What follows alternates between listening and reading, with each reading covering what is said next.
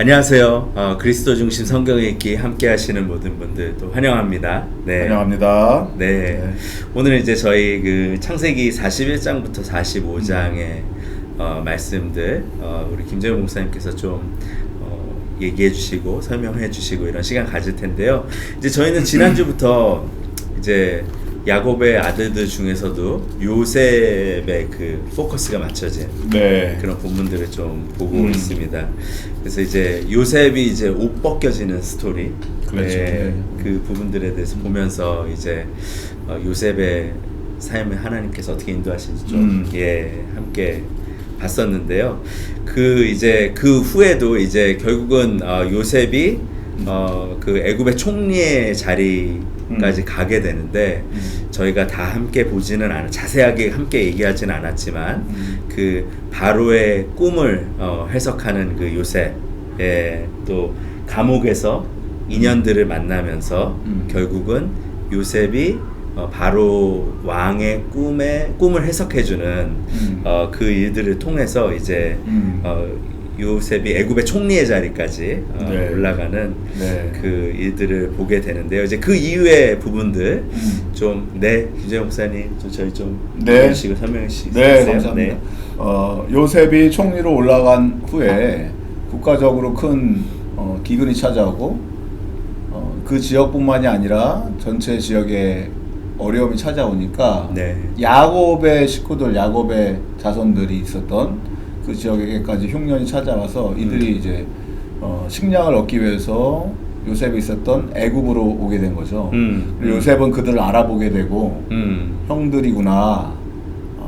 자기의 정체를 바로 드러내지 않았고 반응을 좀 살펴봤었죠. 그리고 나서 아버지가 살아계시고 동생 베냐민이 있고 이 모든 과정을 통해서 요셉은 자신의 정체성을 드러내는 그 과정을 형들에게 처음에는 좀 이렇게 어렵게 하고 힘들게 만들다가 결국에는 형들이 좀 변화된 모습을 이제 보게 되는 거죠. 왜냐면 자기네들끼리 대화를 하는 과정 중에 우리가 그때 요셉을 그렇게 하고 했던 것들이 지금 우리가 벌을 받는 거 아니냐, 잘못한 거 아니냐 이런 모습을 보면서 요셉이 그 감정을 주체하지 못하고 펑펑 울면서 이제 자기가 커밍아웃을 하는 거예요. 형님들, 제가 요셉입니다.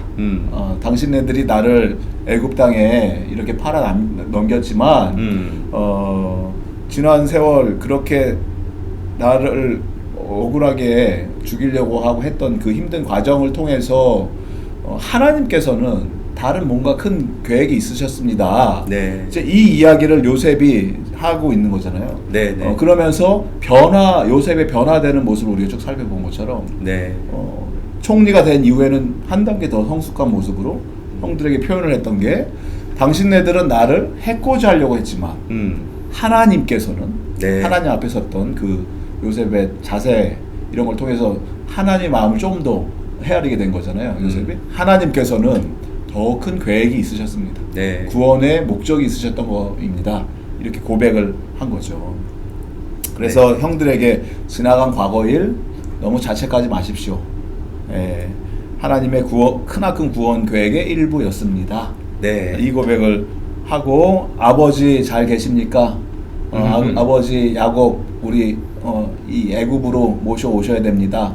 기근이 이렇게 한두 해로 끝나는 게 아닙니다. 7년을 갑니다. 이제 이 스토리가 쭉 이어지면서 우리가 45장을 통해서 요셉이 형들에게 자기를 밝히고 대화하는 내용들 그리고 하나님의 큰 그림에 대해서 이야기하는 걸 보면서 요셉의 삶을 지난주부터 우리가 쭉 살펴봤지만 좀 파노라마처럼 쭉 보면은 어렸을 때 요셉이 아버지의 사랑을 독차지하면서 겸손하지 못했던 아직 성숙하지 못했던 표현들 그러므로 형들의 시기 질투가 날마다 더 커져가서 죽음의 자리까지 물구덩이에 던져지고 죽을 뻔했다가 감옥으로 잡혀오고 수도 없는 죽음의 위기를 겪으면서 그렇게 시간이 요셉이 이제 30살이 된 거죠.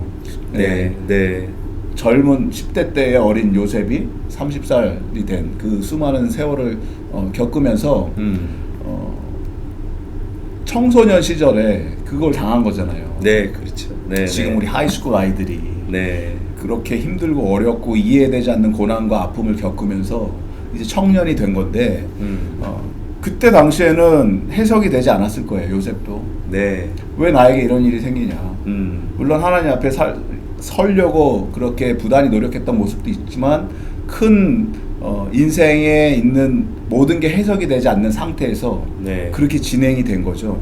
하나님의 크신 구원의 계획이 들어오지 않았기 때문에. 네, 네.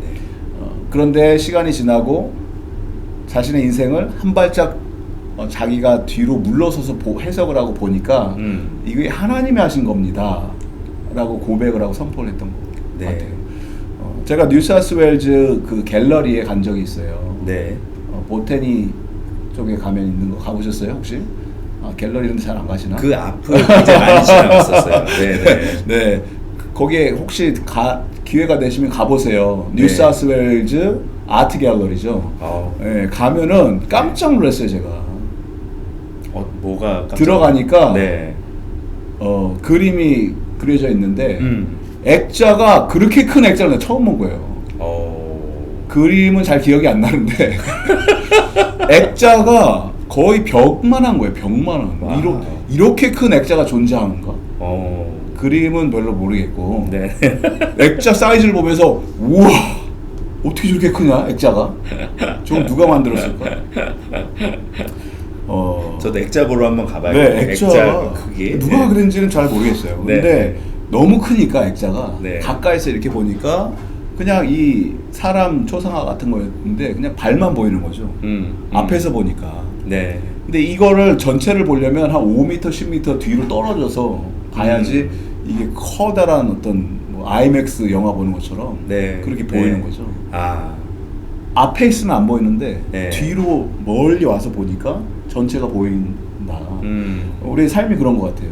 앞에서 그렇죠. 내가 딱 바로 직면한 고난, 아픔, 어려움 해석이 안 돼요. 근데 시간이 필요할 수도 있고 그리고 어쩔 때는 한 발자국 멀리 좀 떨어져서 네. 그걸 보기 시작하면은 이제 보이기 시작한다. 네. 엊그저께 그 축구를 네. 했었는데 네. 대한민국 축구 경기였어요. 네네. 저희가 이제 이게 녹화되고 녹화되고 있으니까 네. 시점이 좀 다를 수는 있는데 네네. 축구 경기를 제가 좋아하는데 네. 가끔가다 토트넘 경기 네네. 이런 걸 제가 보면은 손흥민이 골을 넣고 몇 대 몇으로 이겼다 이 뉴스를 보고 하이라이트를 보는 거죠. 제가 약간 그런 스타일이거든요. 왜냐하면 이거 새벽에 경기하니까 볼 수가 없잖아요. 네, 그렇죠. 그리고 진 경기는 볼 필요 없고 네. 손흥민이 골을 넣었을 때 보고 네. 뭐 3대 1로 이겼고 헤드트릭을 했다. 네. 그러면 이제 잘했다고 보잖아요. 그렇습니다. 네. 그런데 처음에 그 하이라이트를 보면은 상대편이 먼저 골을 한 거예요. 1대 0으로 지고 있는 거야, 토트넘이. 네. 그래도 전혀 걱정이 안 돼요. 왜냐면 3대 1로 이길 거니까. 손흥민이 헤드트릭 할 거니까. 네. 네. 이미 알고 보는 거니까 경기를. 네, 네. 그러니까 그냥 팔짱 끼고 즐기는 거예요. 골 잘 넣었네. 이기네. 이렇게 해서 넣는구나. 이긴 경기. 네. 그냥 즐기는 거죠. 그 삶을. 네, 그 네. 경기 자체를. 네. 네. 그 얘기를 해주시니까 좀 요셉의 삶을 저희도 좀 약간 뒤로 와서 네. 보게 되네요, 같이요. 네. 요셉의 삶도 그렇지만 네. 우리 삶이 그렇다는 거죠. 네. 내 네. 인생이 지금은 요셉이 채석옷이 벗겨지고 구덩이에 던져진 것 같은 느낌을 받을 수도 있어요. 지금 나의 상태가. 네. 그리고 감옥에 억울하게 나는 잘못한 것도 없는데 보디발의 아나의 모함으로 감옥에 들어가서 생명의 위협을 느끼는 상황일 수도 있죠. 네. 지금 나의 현재 주소가. 네네. 그런데 믿음의 자녀들, 하나님의 백성들은 절대로 지는 경기를 안 하신다. 하나님은. 질 싸움을 하지를 않으신다. 네. 이거를 알고 있고 그걸 믿고 내가 하나님의 자녀라는 확신이 있으면 네. 이미 내 인생도 이긴 거죠. 네. 네. 그러니까요. 그래서 저희도 사실은 요셉이 이제 애굽의 총리가 되는 걸 보면서 네. 어떻게 보면 우리 자녀들 애굽의 총리처럼 해주세요. 그리고 또 저희 안에서도 그런 얘기들 많이 하잖아요. 네. 그런데 그거보다도 훨씬 더 요셉의 그 삶을 크게 보면 하나님이 가져다 주시는 그 승리, 네. 그것들을 조금 더 볼 수 있어야 될 것 같네요. 그렇죠. 네네. 지금 말씀하신 대로 음. 우리 부모님들은 자녀를 위해서 기도할 때 요셉과 같이 다니엘과 같이 근데 그 사람들의 직업이 이제 국무총리였거든요. 네네. 대통령 뭐 이런 그렇죠. 높은 지위. 네. 그리고 요셉 같은 경우는 꿈꾸는 자, 네. 하나님 나라의 비전 이런 걸 이야기를 하는데 네. 그런 걸 가질 수 있도록. 네. 근데 중요한 거는 자기네들이 그거를 계획하고 꿈꾼 적이 한 번도 없어요. 요셉도 그렇고 다니엘도 그렇고. 그렇네요. 네. 그 하나님이 그렇게 만들어 주신 거고 시키신 거고 주신 거잖아요. 네. 꿈도 내가 꿔야지 해서 꾸는 게 아니고 하나님이 네. 주시는 그 비전이 있는 거고. 그래서 네. 뭐 비전이 있어야 되고 뭔가를 우리가 꿈꾸는 건 중요하지만 하나님이 주시지 않으면은 그거는 개꿈이다. 내 야망이죠. 네. 네. 나의 욕심인 거죠. 거기다 네. 하나님 이름을 붙여서 하나님이 마치 나를 위해서 일하셔야 되는 것처럼. 근데 요셉은 그런 삶을 사는 게 아니에요. 네. 그냥 철저하게 수동적으로 끌려가는 삶. 그리고 그 중심에는 하나님은 계획이 있으실 것이고 더 큰 어떤 목적을 가지고 이걸 하고 계신다를 나중에 자기가 보게 되는 거죠. 국무총리가 된 이후에 네네. 총리로서. 예. 네. 그러니까 결말 요셉이 아무리 고난의 가운데 있다 하더라도 하나님의 자녀의 결말은 총리였던 거예요. 잘 되는 거였죠. 네. 네. 우리도 마찬가지로 지금 힘들고 어렵고 고난 속에 있다 하더라도 모든 걸 합력해서 선을 이루시는 하나님을 신뢰하기 때문에 네. 지금의 아픔을 이길 수 있고 승리한 인생이 될 거라는 확신 가운데 신뢰하고 하나님을 믿고 가는 거죠. 예. 그래서 그래요. 우리 성도님들 참 믿음 생활하면서 힘들고 깝깝하고 어렵고 안 보이는 상황이 많이들 발생하시는데 이 믿음이 있으면 좋을 것 같아요. 우리는 이미 승리한 자들이다. 이긴 자들이다. 우리가 이긴 게 아니고 예수님이 승리하셨다. 그리고 우리는 하나님의 자녀다. 그러면 하이라이트 경기 보는 것처럼 이미 이긴 게임, 지금은 지고 있어도 결과는 우리는 이긴다. 네. 그렇게 가면 될 것 같아요. 네. 요셉이 어느 시점에 돼서 형들에게 처음부터 나는 요셉이에요를 한 게 아니고 네. 형들이 그렇게 무왕자하고 힘들고 어려운 상황 속에서 이제 제가 요셉입니다 커밍아웃을 했었잖아요. 네네. 예수님이 제자들을 데리고 다니시면서 제자들에게는 자신의 정체를 드러내셨었어요. 네. 네. 그랬죠. 네, 나는 메시아. 뭐 베드로가 대놓고 얘기했죠. 주는 그리스도시요 살아계신 하나님의 아들입니다. 네. 고백을 하니까 예수님이 어떻게 알았어? 네. 그걸 하나님 아버지가 너에게 보여준 거지 너가 육신으로 그렇게 얘기할 수 있는 게 아니다. 네, 그리고 네. 근데 얘기하지 말아라. 나머지 제자들한테 아직은 네. 때가 아니니까 그런 네. 식으로 본인의 정체성을 드러내셨는데 제자들이 아는 것 같은데 이해를 못하고 믿는 것 같은데 못 믿는 이런 그 계속 무한 반복 사이클이 계속 진행이 되죠. 네네. 언제까지 됐냐면 예수님이 십자가에 돌아가시고 나서 죽으시고 부활하셨을 때까지도 잘 이해를 못했던 것 같아요. 네, 네, 그렇죠. 왜냐면 계속 끊임없이 질문을 했거든요. 예수님께 네. 언제 하나님 나라를 완성하실 것이고 리스토어하실 것이고 이때입니까? 이런 거를 계속 이제 물어보는 거죠. 맞습니다. 네. 그런데 예수님이 기다려라. 약속한 성령님이 오시면 네. 너희들에게 모든 걸 다 밝히 보여주실 것이고 그때는 네. 알 것이다. 네. 그리고 예수님 가시잖아요. 네. 그리고 사도행전 2장에서 오순절 성령 사건을 통해서 네. 성령이 부어지니까 네. 그때부터는 이제 제자들이 더 이상 뭐 막을 수가 없는 거예요. 그때는 모든 게 환히 밝혀지니까 네. 모든 게 다 보이니까. 네.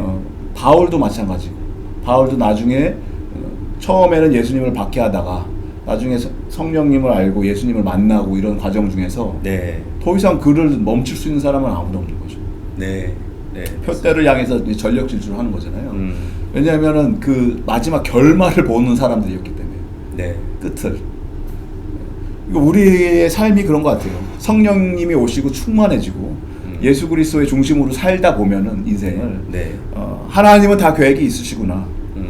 지금은 내가 이해가 되지 않는 고난과 아픔 이런 것들이 나의 삶을 억누르고 짓누르고 실제적으로 고통이 있고 아픔이 있지만 그럼에도 불구하고 나는 믿음의 백성이니까 하나님께서는 최후 승리를 이루실 겁니다. 이 확신을 고백하고 살아가는 거죠. 네. 네. 요셉의 삶을 통해서 우리는 그걸 보게 되는 것 같아요.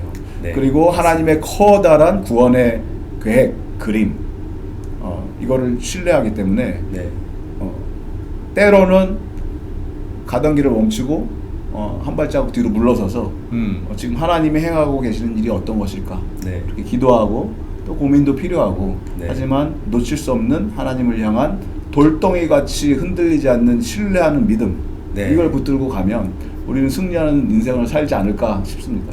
네. 네. 감사합니다. 네. 그래서 목사님 말씀 들으면서 그 부활하신 예수님을 또 생각하게 되는 것 같아요. 네, 네. 정말로 큰 그림, 영원한 그림의 첫 열매를 보여주신 그 그렇죠. 예수 그리스도의 그 부활을 생각하게 되고 또 그 부활하신 예수님의 영으로 충만한 삶을 살아야 되겠다. 네. 그 성령 충만한 삶을 네. 또 이렇게 갈구하게 되는 것 네. 같습니다. 우리 인생이라는 걸작품 커다란 그림을 그리고 계신데 그거는 마지막 순간까지 우리는 못 볼 수도 있어요.